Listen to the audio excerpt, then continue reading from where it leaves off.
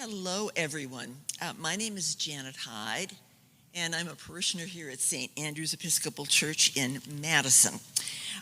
We have a very special speaker tonight, Marsha Baldwridge, but before I introduce her, I have a few things I wanted to say. First of all, I want to say thanks to Father Andy Jones, who's up there in the balcony managing the electronics so people can be participants on the web, and thank you for doing that and for supporting these efforts to reduce gun violence. We have two goals tonight. One of them is to gain a deeper understanding of the impact of gun violence, not only on those who get shot and maybe killed, but also the so-called collateral damage to those who are survivors. And our speaker tonight is a survivor of gun violence. So that's one part of it, to gain that deeper understanding. The second part is to understand how to take action to reduce gun violence. Our country is ready for it. The churches are ready for it. So we don't want this to be a depressing session. And toward the end, Marsha has some ideas for taking action, and so do I. So we will address what we can do to reduce gun violence. So with that, let me introduce our speaker, Marsha Baldwridge. I'm not going to tell you much about her because I want her to tell her own story. So here we are, Marsha. Thank you so much. It is an honor to be here. Welcome to everyone for taking a deep interest in the gun violence that is occurring in our country right now. I am Marsha Baldwridge, and I am a gun violence survivor. I'm going to tell the story of my son, and I'm going to tell my story, and then at the end, I'll talk about at least one thing that I feel strongly about. And as you can see behind me, I wanted to introduce my son to everyone. His name was Sydney Charles Baldwridge. And the screen that I have up back there shows him as a little child, as a teenager, as a young man, and the last one is actually the picture we use for his obituary. So that is my sweet little boy that grew up into a wonderful young man. So with that, I will get into the storytelling. I grew up in a small town in Michigan. The name of it was Twin Lakes. After high school, I moved to Chicago, where I landed a good job with GE Healthcare, and shortly thereafter relocated with my company to Milwaukee. In between high school and college, which I started at a late age, I fell in love, got married, had 3 children, girl, boy, girl. My focus tonight will be on my son, Sydney, who I lost to gun violence in December 2008. He was a sweet little boy, my only son. He had a great smile and a sense of humor. He loved deeply his parents, his granny, and all animals. On more than one occasion, he brought home strays and injured animals to nurse back to health. One of his potential patients was a bird with a broken wing. He set up the bird in a shoebox in one of our bedroom closets. Unfortunately, our cat, Fluffy, found the bird before it could be nursed back to health. He was devastated. His heart was in the right place. He also was a bit mischievous child. Many times he pushed the envelope to the end of the table. This did not bode well with his dad. I am sad to say, many times it earned him a thrashing at the hand of his dad. This pained my heart. In spite of this, Sydney grew into a wonderful young man. He had many aspirations. His biggest love was his family, sometimes at the expense of his own needs and wants. He had a heart as big as all outdoors. And then he grew up. He had the nerve to grow up, and he landed a full-time job at the age of 18, found his true love, and got married at the age of 20. And then he bought a house. And of course, you can't have a true house without a dog. So he had to get his dog. And I was so proud of him. Oh my, things were moving quickly. And I was not ready to be an empty nester. After all, Mom, me, was the one who makes sure that her children are safe and have all that they need, and also provided some of what they wanted. Wow, a lot for a doting mom like me to take in. Would his new wife treat him right? Does she know what his favorite foods are? Will she take care of him the way I did? Sydney, my only son, a middle child, was always vying for attention, be it good or not so good. He loved to tease his sisters, and me too. He was the only child of mine that could make me go off script and use colorful language. He even made bets with his sisters on how long it would take for Mom to resort to those colorful words. And he won all the time. Sydney was a kind, loving, handsome, funny, and mischievous young man. I loved him so much. He could always make me laugh and gave the very best hugs in the world. I was blessed to have him for 33 years. On December 13th, 2008, my life changed forever. A Madison police officer rang my doorbell on that sunny Saturday afternoon, and I buzzed her in.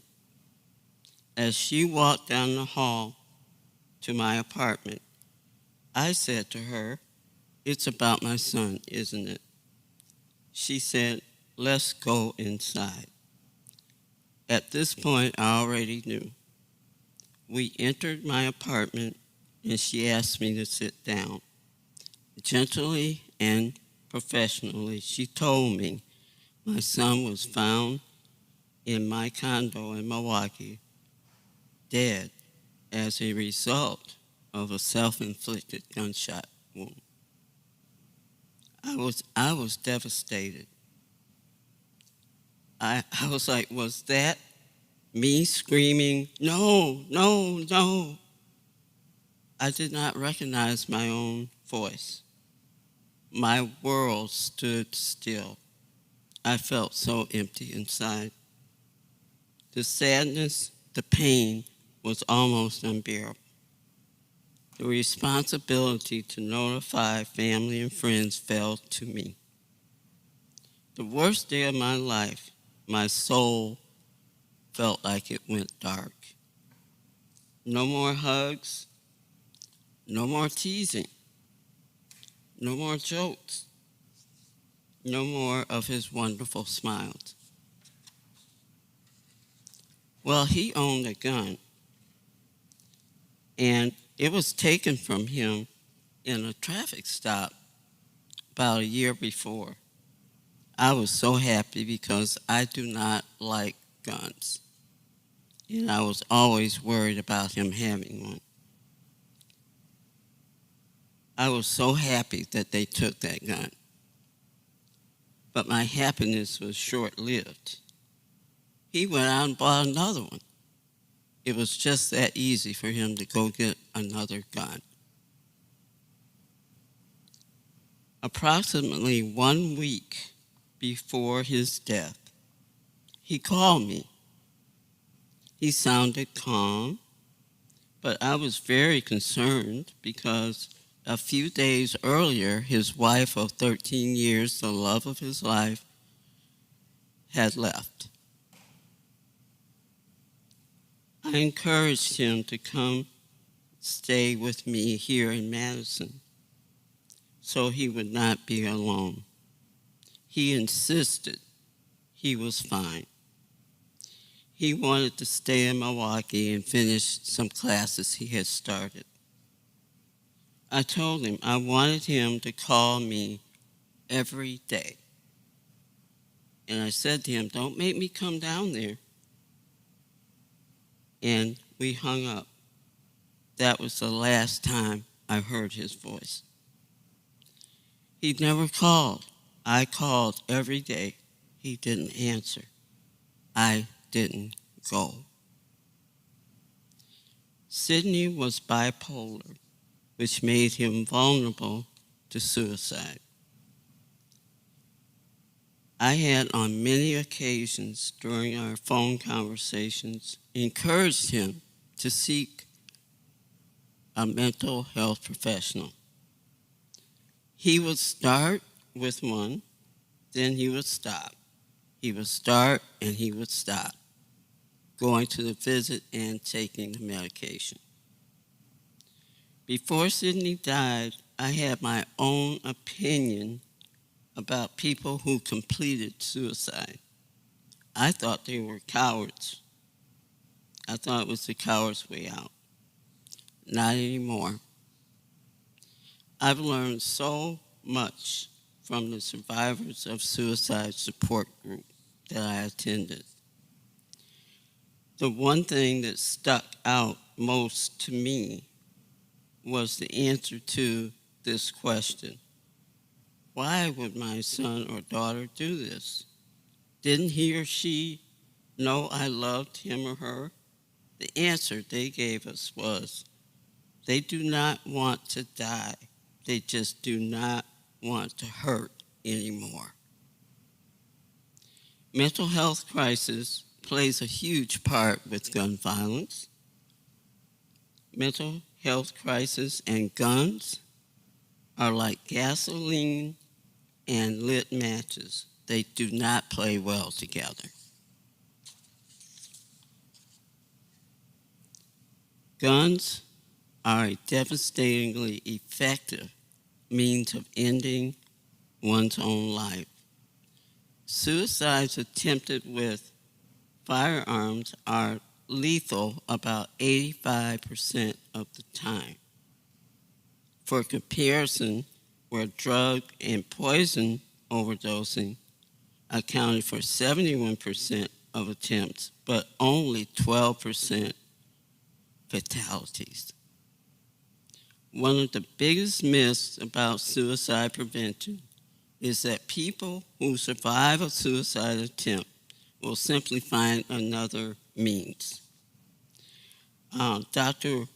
Matthew Miller, the co-director of the Harvard Injury Control Research Center, said, "You've got people saying, oh, if he didn't shoot himself, he would have jumped off a tall building or found another way to kill himself. It's not illogical, it's just wrong. Wrong in the face of facts that strongly say otherwise. About 90% of people who survive suicide attempts do not go on to kill themselves. Red flag laws, or better known as extreme risk laws, can help. Currently, 19 states and the District of Columbia have red flag laws, which allow family members or law enforcement to intervene by petitioning the court for an order to temporarily temporarily prevent someone in crisis from accessing a firearm. In Connecticut, where such a law has been in effect since 1998, police seized more than 2,000 guns between 1999 and 2009. And the main concern there was suicide. That was the common reason. Right here in our great state of Wisconsin, suicides make up 70% of all firearms deaths. Nearly half of all suicides in Wisconsin are by firearm. Without interventions, irrevocable damage is done. I am a living witness to the damage it causes. It has to change. There are ways to stop suicidal people from possessing firearms. I don't have all the answers, but I know we don't have to live like this. We can and must do better. It begs the question, is a red flag law something Wisconsin should consider enacting? And I say, yes, it is. Please let my son's death make a difference today. I do not want another mom or dad to suffer the same unimaginable pain of losing their child to suicide by gun. Let's keep our dearly beloved children safe. I realize that suicide isn't the only means of gun violence. We have been experiencing way too many mass shootings. And red flag laws could really make a difference in those cases as well.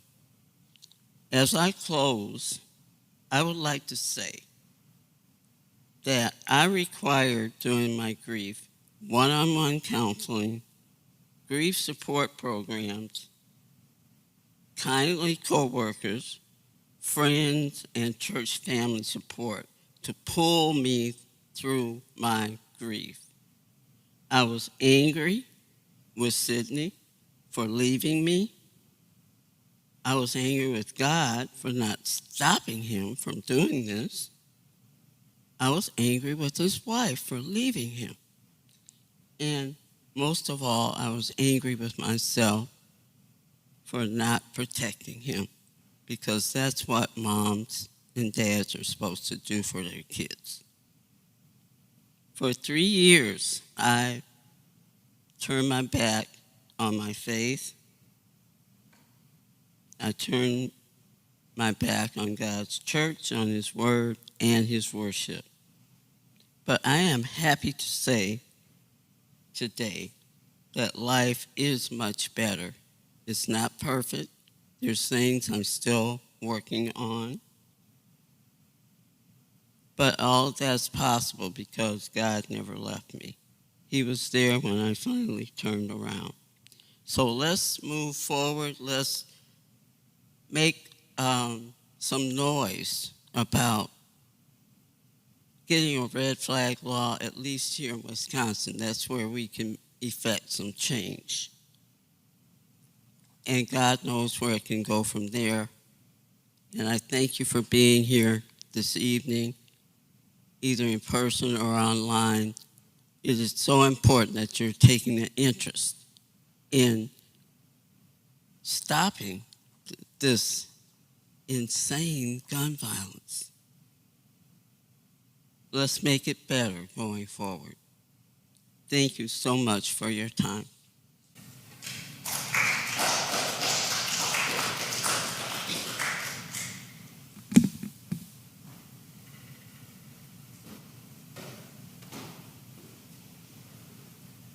If people online have comments, I think Andy's coming down here so he can relay them to Marsha. And I don't know if either of you two do. Let me ask you one question. If we had a red flag law in Wisconsin at the time. Do you think you might have reported your son? Were you worried enough about him?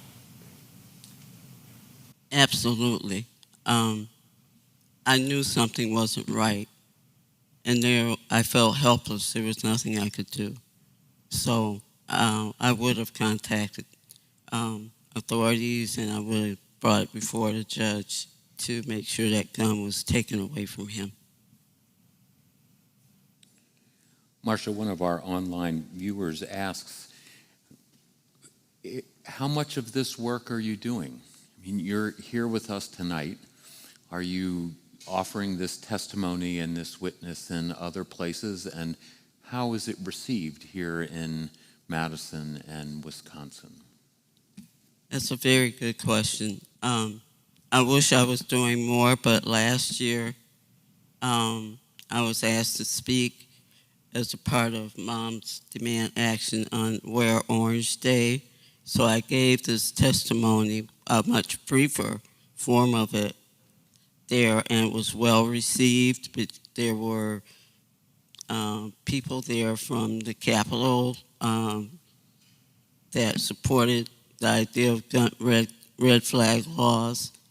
And then as a result of that, I was asked to speak on the Capitol steps for March for Our Lives campaign. So I've had a couple opportunities to tell my story, and I'm just hopeful that it will make a difference. And that same person asks if it feels to you like momentum is building, and is momentum for action building with all of the recent events that we've seen? Do you think there's increased demand for things like red flag laws? I think based on especially the mass shootings that have been rampant the beginning of this year, we're only maybe 3.5 months into the year. And I know two of the most recent ones, there were mental issues going on there, and the families even said that, if there had been a red flag law in their state, they would have utilized it. So as tragic as all this is, sometimes it takes tragedy to lift things up so that we can get things done. And our loved ones have not died in vain. And we certainly appreciate your courage in sharing your tragedy with us to help move this work forward. You mentioned before we started this evening that you're associated with Moses. I am. And it has to do with, the equity in the legal justice system. And we also have a public safety task force, which I'm a part of, that is dealing with the violence as far as people in custody or being stopped or killed, especially we cut an issue on the thing that happened with the 5 police officers down in Tennessee. So that was just horrendous. So we are lifting that up and trying to get some traction to bring about some change. Even though it didn't happen in Wisconsin, it still needs to be addressed all over the country. Thank you. There's a little bit of a pause here. I can see that some folks are typing. Janet, do you have any questions? You need to speak directly into the mic. I will, thank you. I just wanted to make a couple comments to follow up on Marsha's, one of the solutions she suggested, which is for our legislature and federally to pass red flag laws, otherwise known as extreme risk protection orders. After these mass shootings in the last several weeks or months, I keep hearing people say the legislature should do something. and we know what the legislatures need to do. We have the research that shows what's effective. If you look on the website of Everytown for Gun Safety, they have a comparison of the 10 states with the strictest gun laws compared with the 10 states with the loosest gun laws. And the 10 states with the loosest gun laws have a way higher rate of death by gun than the states with the tight laws. So, and we know what those laws are that succeed. One is the red flag laws. Another is a ban on assault weapons, which President Biden has again called for in the wake of the most recent mass shootings. The ban on assault weapons is awfully important because that's how many people, how you can kill many people in a bank in a matter of a minute or something. So the extreme risk protection ban on assault weapons. And then the other one is comprehensive background checks. Right now, both the federal law and Wisconsin state law have a loophole in them about background checks. And that is that they aren't required from unlicensed sellers, like the people who sell online or at gun shows. And so that means that somebody who's convicted of a felony can buy a gun that way, no questions asked. So what we need to do is close that loophole, both federally and state of Wisconsin. There's an item in the Wisconsin state proposed budget right now that would help facilitate the comprehensive background checks. And I learned just yesterday that 99% of people in Wisconsin live within 10 miles of a licensed gun dealer who's authorized to provide background checks. So this is not a burdensome thing. So if we can just think about those three things, both at the national level and in Wisconsin, we could really make some headway in reducing these gun deaths. Do you have more? Yes, Marsha, one of our online viewers asked who we should contact to advocate for red flag laws. I guess our legislators, we need to write letters and maybe have more testimonials on, I think many times legislators they see so many statistics that they don't react to those. But if there's a story, if you could see a face, see the grief that the lack of these laws has caused, perhaps that will prick the hearts of our legislators to make a change. Perhaps because it haven't, and I don't wish this on anyone, it hasn't touched their families or anyone that they love so much. Sometimes they don't get it because they're so far removed, but we have to bring it in and get those stories to the people who need to hear them. I hope that answered the question. Yeah, thank you very much. As I was driving in this evening, I heard a story on NPR. The mayor of Louisville, Kentucky, survived a workplace shooting incident last year in his campaign headquarters. And in the shooting this week, he lost a close personal friend. And he, a Republican, is now advocating for gun reform in the city of Louisville, which everybody was saying on NPR was breaking the mold. But it's that personal connection. And it's a shame it has to come to that. But I read that story and I was like, wow. I was sad about what happened, but it moved him to make a change. And we have to encourage people and just make it so plain that they can't say no.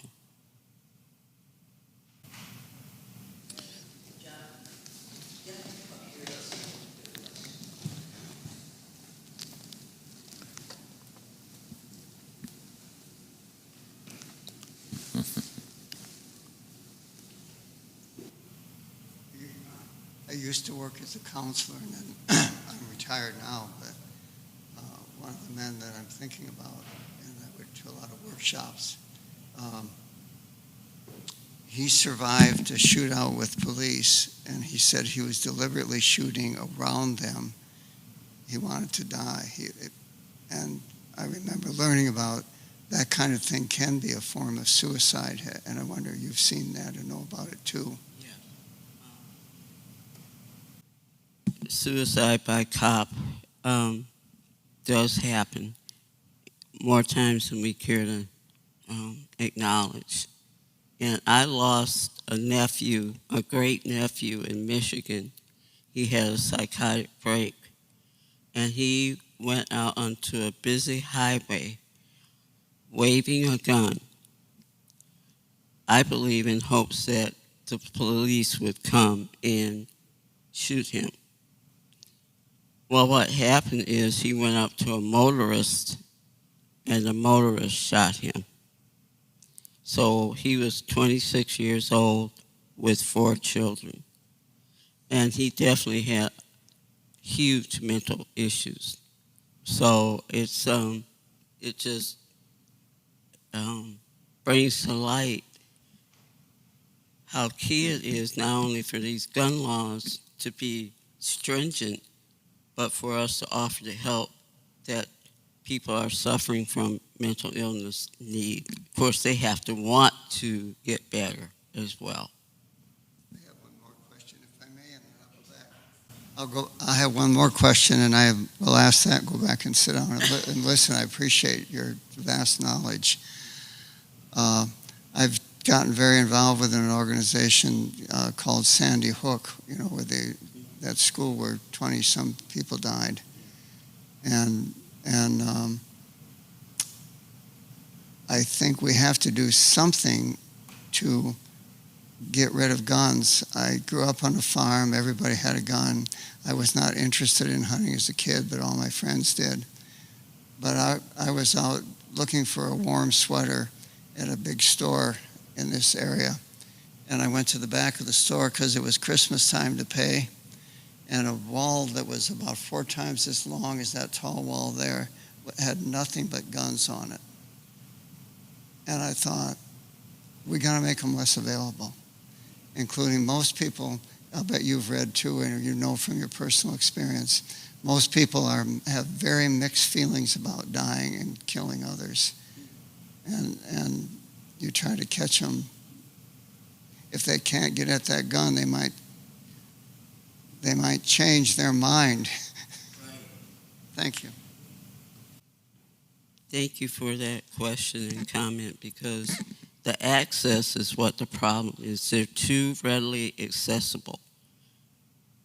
And I can think of a few large stores that do just carry weapons that people can go in and buy. And it has a lot to do with money as well. And NRA and things like that. But if we can affect some change where it's harder to get your hands on one because you have to go through a background check, or we have these red flag laws that will put some space between what they're thinking and that handgun. Marsha, I was stunned at the beginning of your presentation. I think you said that 70% of suicides in Wisconsin are by gun. And what you just said about creating some space between that impulse and access to a gun, which is unfortunately a very effective way of ending your own life. It's 85% fatality rate, opposed to people who take a poison or a drug. 71% of people try those, but only 12% die. But the gun is 85% die.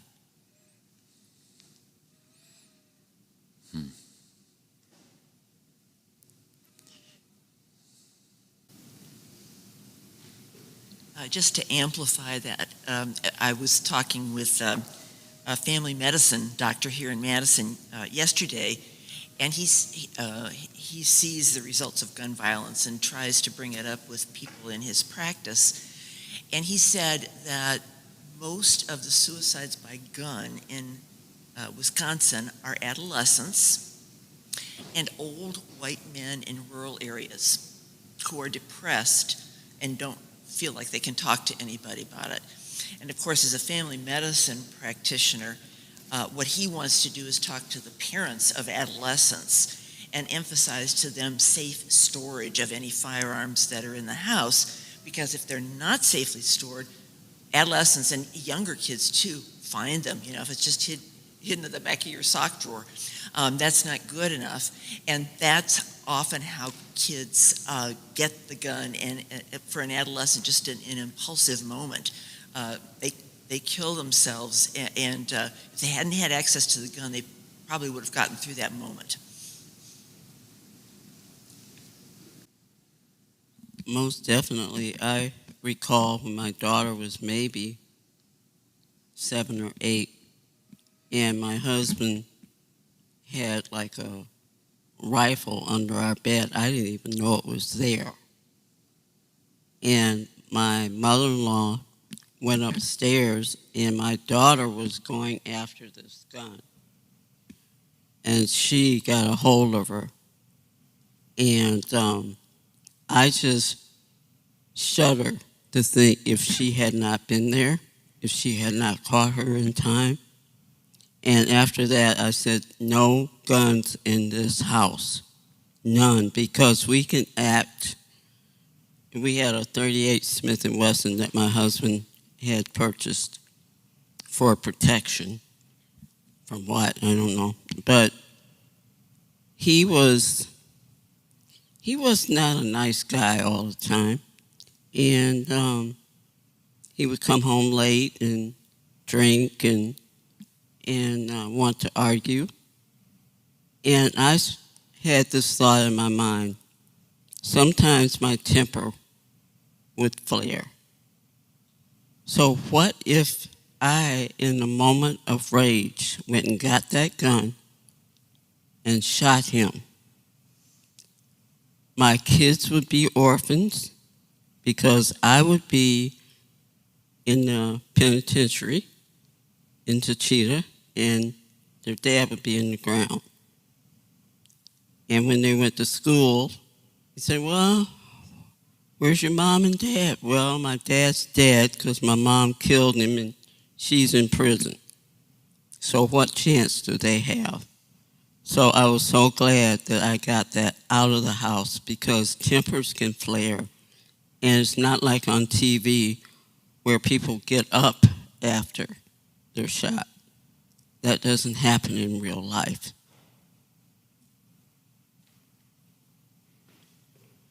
Anything else from the online folks? We don't have anything from anybody online, but I would just like to add that same moment of rage, I think, happens with kids who have guns. And things that might have led to a fist fight when I was a teenager now sometimes end in gunfire.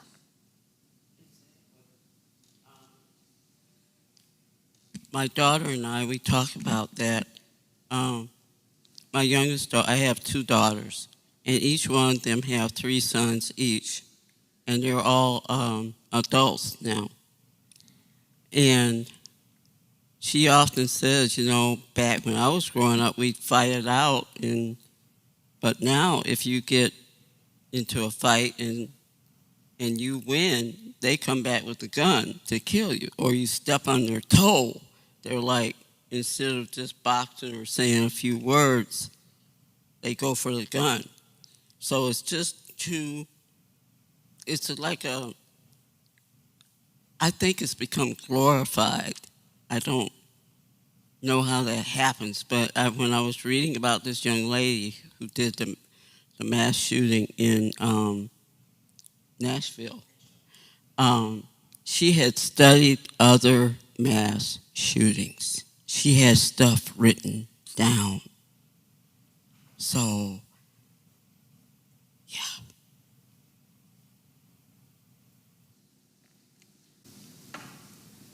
Okay, I think we'll wrap it up now. Marsha, I want to thank you a million times over. This was just a powerful testimonial. I learned so much from it. It was so moving. I hope people online also got a lot out of it. And I hope that you will continue giving testimonials like this. I know that at least 2, if not 3, pieces of gun legislation will be introduced later this year in the legislature, and we'll have opportunities to show up at the legislature. If you want to get alerted, just get on the Moms Demand Action email list and you'll find out about it. And I do feel, admittedly I'm an optimist, but I do feel 2023 is the year we're going to turn this around. I think people have had enough with these mass shootings and they're finally beginning to get it. And you really helped us get it a lot tonight. So thank you so much. You're welcome, and thank you for caring. Thank you for caring, everybody. Thank you.